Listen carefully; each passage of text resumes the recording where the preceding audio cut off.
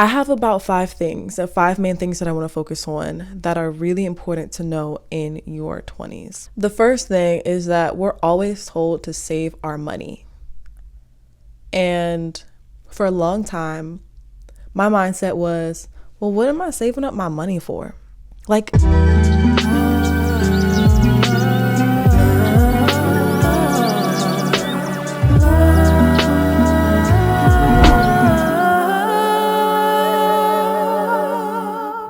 hey y'all, welcome back to Holistic Flow. I am your girl Lolo, and in today's video, y'all, I'm about to talk about these ghetto ass 20-somethings out here in these streets, man. We out here in these streets. Yo, the 20s are scary. It's freaking frightening. Okay, but today I'm gonna talk about a couple of things that I learned in my 20s, and you know what I'm saying, I've been out here for a little while. I've been out here in these 20 streets for a little while. Comment down below, how old do you all think that I am? Actually, comment below 3 things. How old do you think that I am? How old do I look? And outside of my physical body, spiritually, how old do you perceive that I am? Those are 3 different ages, okay? Comment down that below. And so today, in this video, I was led to make this video just because of a couple conversations that I've had with friends.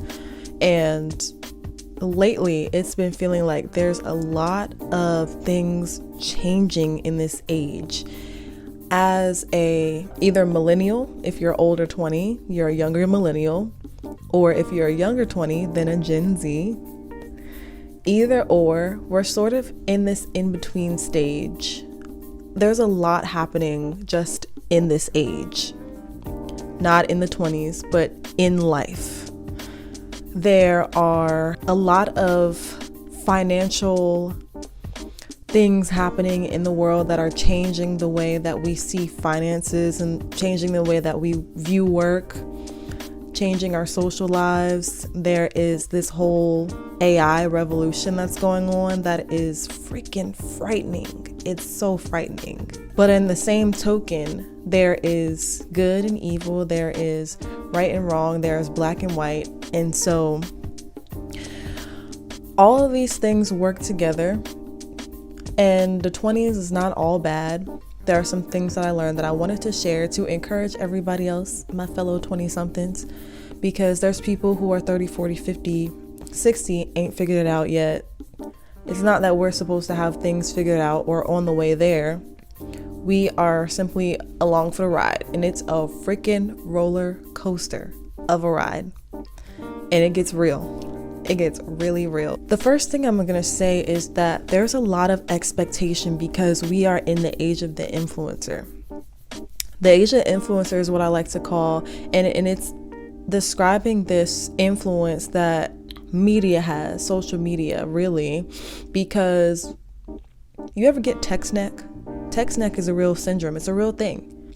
If you're like this all day, you know what I'm saying? First of all, you probably, developing some type of arthritis in the thumbs, your neck all stiff and whatnot, because we got text neck. We're always looking down. We got Apple Watches, we got phones, we got tablets, right? And our attention is always somewhere else in a digital reality. And in all of these digital realities that we have, we're experiencing an influence from the outside world, but that an influence from one person can seem like the influence or the voice of 500 people, just because that one person is screaming the loudest. And because of that influence, it creates this view that our life is supposed to look like something by a certain age, and we're supposed to have a certain occupation or whatever we think it's supposed to look like, or we're supposed to have a certain level of establishment for ourselves, or whether it's a family or to be married or to not be married or whatever. There's a larger influence these days to be more and more unhappy with what we have. And every single day we're battling against that view that whatever you're seeing that is trying to influence your mind, that's the right way to go and that's the right path to go, because along with consumerism and along with the social aspect of things and the digitization, the automation. We live in an automated society, and navigating that as a 20-year-old with or 20-something-year-old with all the other things that we're navigating and transitioning into, we're going through the biggest life changes that we'll ever go through, on top of every other thing that is happening. So I just think we should first give ourselves some grace, give ourselves some freedom, and just, if your shoulders are hunched up, relax your shoulders. I see your shoulders are creeping up by your ears. Just relax them, just relax. I have about 5 main things that I want to focus on that are really important to know in your 20s. The first thing is that we're always told to save our money. And for a long time, my mindset was, well, what am I saving up my money for? Like, I always hear it, save your money. But what are you saving for? And as I'm talking with a lot of other friends and a lot of other 20-something-year-olds, there's this constant struggle with finances, right? Because you're like, I'm gonna go out with my friends this weekend because I want to. And then the next day you're like, damn, I shouldn't have gone out because I got bills to pay. And then you go back and forth in between this idea of, I gotta save, because if not, I'm not gonna have no money. Versus the idea that, F it, I'm just gonna do what I want to because I'm 20-something and because life is short, I could die tomorrow. And there's no in between. It's just either or. Is either F it or save it. So I would just encourage everybody to, that's where we need to have a goal, like have an insight. And the thing is about your insight or your goal, if you're setting a 1-year goal or a 5-year goal, first of all, I know you can't see it, but it's literally right there. It's my vision board. I'll take a picture of it and then put it right here on the screen. This is my vision board for 2023, and I make a vision board like every single year. And for my vision boards, I always put on things or put pictures there that represent things that are a little bit, things that I haven't done, or things that are a little bit more practical. But I invite you to put things on there that may not be realistic in your mind. You kind of got to be delusional about those things. And then after that, just stick it on your wall. Stick it on your wall like I did. You see it in every video. It's always there, but you probably didn't know it was a vision board. And you look at it every single day or every single video, right? I look at it every single day. But the reason why I stick it up there on my wall right above my desk where I do all of my work is because it's putting a subliminal message in my mind of every single thing that I will be implementing within that year without me actively trying to implement it. So I didn't really write all of them down. I didn't repeat it every single day that, oh, I want this, I want that. I just put it on a board. I envisioned it because the mind is so powerful that whatever you're looking at, whatever you are thinking about, whatever you're dreaming about, you dream it over and over and over, you think it over and over, you're always looking at it, it's going to come to a reality. And many of those things this year did come to a reality subliminally, like subconsciously, without me really putting an effort into it. I was just taking the steps slowly to get there. So I would suggest, if you are unsure, because a lot of us in these 20-somethings, we're just unsure about what that goal even is or why we should have a goal. We're unsure about what I even want to do for work, which I'll get to in a little bit. What I want to do for work. Why am I working the job that I'm working? I don't want to quit. I'm like 1 hour away from just walking out this week and saying peace. We're kind of focusing on the wrong things. And if we focus on the things that are oriented and goal driven towards things that we want to do, maybe you want to travel, maybe you want to have a certain amount of money saved up for retirement, which is actually one of my 5-year goals. Maybe you want to raise a certain amount of money for an organization. I don't know, whatever those things are. It doesn't have to be work related, because often our goals are oriented towards making a certain amount of money. And I think that we should change our mindset to do the things that our heart is driven towards and get back to those intuitive, instinctual, goal-driven things. And then once we focus more on that, we'll dig deeper inside of ourselves to see why we're really working the job that we are working, and can we bring more abundance out of not just the monetary driven aspect of things, but the spiritually driven aspect of things. Really think about that. And then after you think about that, you'll know, oh, I'm saving my money up for this. And that will prevent the whole idea that I'm just going to go out, even though I'm above my spending limit for the month, I'm just going to go out. I'm going to spend this and that on food, because what am I really saving up for? Yeah, so have that mindset that you are fixed on that goal subconsciously, subliminally, and then you'll be more prepared to manage your finances a little better and get yourself there. One of the next things that I realized about the 20s is that a lot of us have this urge to prove something to society, something to your parents, something to your friends, something to your followers on Instagram or Facebook that you don't even like, but we try to impress them anyways. And a lot of us are in this mode of survival because we want to make a good impression, and not survival because we are on our own path.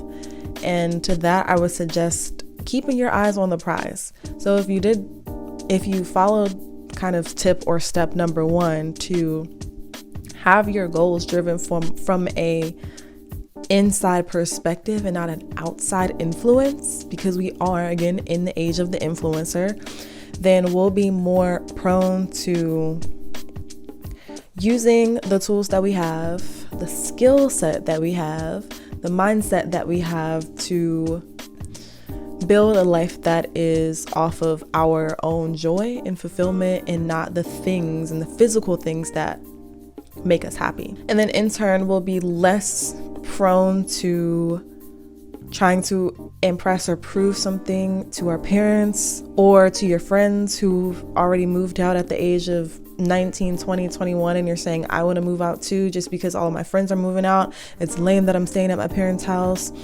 I don't like when they tell me to be home at a certain time, or they always want to know where I'm at all certain times of the day. Look, there's responsibilities that come with being in your 20s that we think we want, or even the responsibilities of being in your 30s or 40s that we're looking forward to, because we're not satisfied with the present moment side of things. And the reason why we don't have them yet is that we're really not equipped to have them. So if you know people that, for example, thought they were really ready to move out of their parents' house, they moved out, they didn't have the money that they thought they was going to have, and they moved right back in. So it was like, basically they were like, hey, mom and dad, I'm out. I don't need y'all suckers no more. I'm out. And then weeks or months later come back and be like, hey mom, hey dad,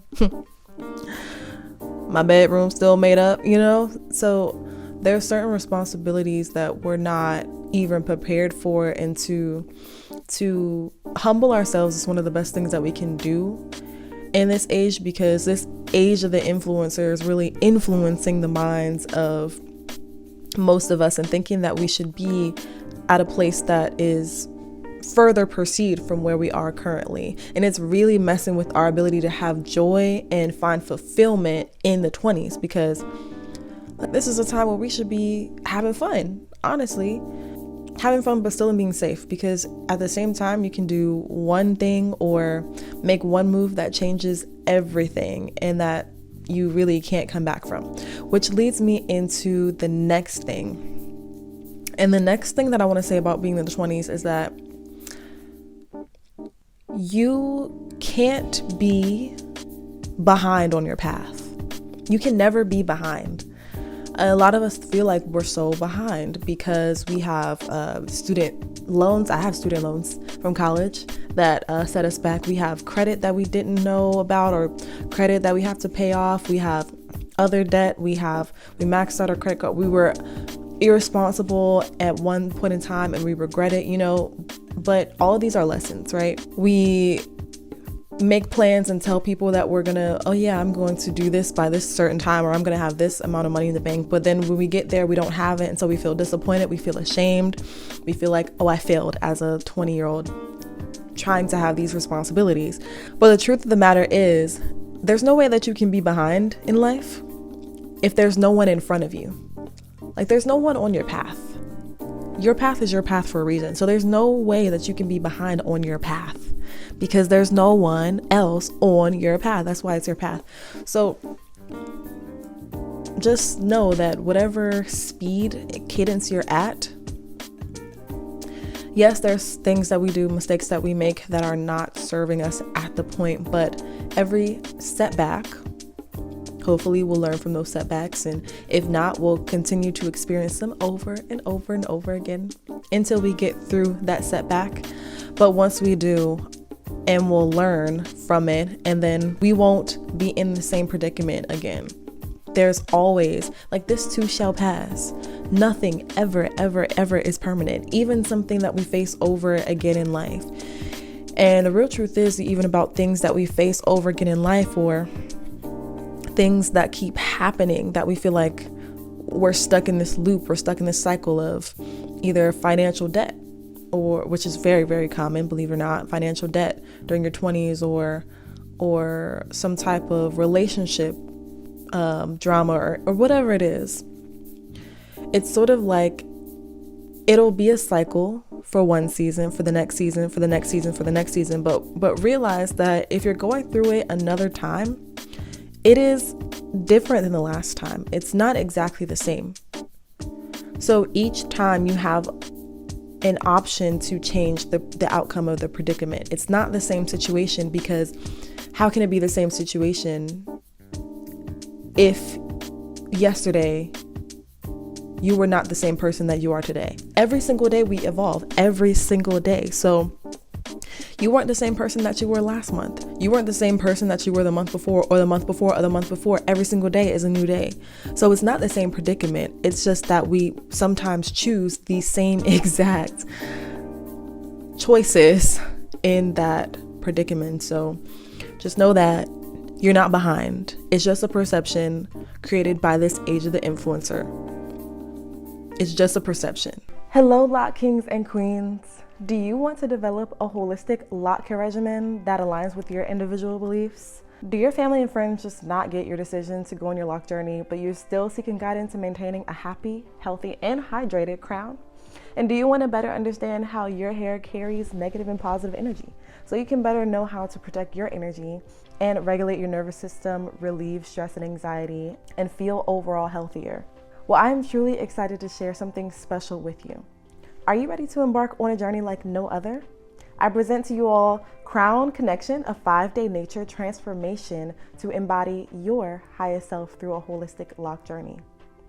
This isn't just a retreat. It is a transformational experience designed for you, whether you're in month 3 of your journey or year 3. We're talking about glamping in the heart of nature. Imagine luxury cabin accommodations, cozy, private style bunk rooms, and stunning mountain views. I've curated this soul-nourishing experience for you to empower you, help boost your self-awareness, workshops created to personalize your lock maintenance routine, and help you release those limiting beliefs so you can step into your power. This is a co-ed experience for femininity and masculinity to represent itself. And the fun does not stop there. We have daily yoga and meditation practice, plant medicine workshops, and happy hour daily. And of course, a lot of downtime to connect with Mother Earth, hikes and hammocks, and tea time. So mark your calendars for May 23rd through May 27th, 2024. I'm hosting this luxury style camping retreat at River Mountain Resort in Everett, Pennsylvania. Are you ready to reset, renew, and refresh? Because you won't leave the same way that you came. The early bird sale for the retreat is now open, but you have to act fast because spots are limited. And if you sign up with the early bird sale, you'll become a VIP, where you'll get more flexible payment plans and a step-by-step guide from me on how to start your holistic lock care maintenance routine from start to finish. And you'll also get a VIP welcome session to help you prepare for the transformational journey that you'll have during this retreat. I can't wait to see you there. So another thing is that you need to try everything. Try everything while you're in your 20s. Society has made it feel like if we're an ice skater one day, the next day we're a dancer, The day after that, we want to make candles. The day after that, we want to be a YouTuber and an influencer. And then the next day we decided to get our real estate license, that there's something wrong with us, that there's something wrong, that we're mentally unstable, or that we're unwell, or that we're even doing it wrong. But I believe that if that's what your life looks like, you're actually doing it right in your 20s. This is the best time to try everything. And you know what? Especially if you still live in your parents' house, try all the things. And the thing about following, quote unquote, following your heart is that nobody else knows what's in your heart. Only the Most High knows that. So don't get discouraged by people who tell you that you're not going to make it in your field or in your passion or whatever you're doing. Because again, if you are not able to be behind in life, if you're just trying all the things and seeing what works for you, seeing what you like, make all the mistakes that you can so that you can come back and succeed. If you think about it, all the greatest basketball players, they probably miss 80% of the shots that they take, which makes the shots that they take look giant compared to the shots that they miss. But they just take enough shots so that the shots that they did make, those are the big wins. Those are the big ones. But they had to take 80% more shots in order to get to the good ones, you know? So I would say try all the things, do all the hobbies. Don't be conformed to a box. Don't feel like you have to be conformed to a box, because especially if you're someone who likes to be diverse, you're gonna hate your life. Honestly, if you subject yourself to conform to society's standards. And here is the last bit of advice that I have, because I've gotten this question a lot about how do you figure out what your purpose is, or how do you figure out what your passion is. The crazy thing is, one of the most popular things that we are asked when we're younger is, what do you want to do? What do you want to do when you grow up? What profession do you want to have? And I think that's great, because we need to spark the imagination of a child and let them know that they can do or be anything that they want. The thing is that, honestly, in my 20s, I've learned that it's not about what you want to do. It's about what have you been called to do. And those are two different things. The best way that I can describe it is that a lot of the times when we're looking for a job, we look at what we want to do, what we want to get our degree in, right? Instead of focusing on that, we can focus on what are the skills and talents that people tell you that you have? What are the things that people come to you? Do people come to you for advice? Do people come to you to help them with their math homework? Do people come to you, do people come to you to help fix their curtains? I don't know. Those are really broad things. But the reason I'm saying this is because this is the difference between purpose and passion. And don't get it confused, because we are not tied down to one purpose, that our purpose, if people keep calling us handy-manny, that we must fix everybody's bathroom sink, and that's our only purpose here. No.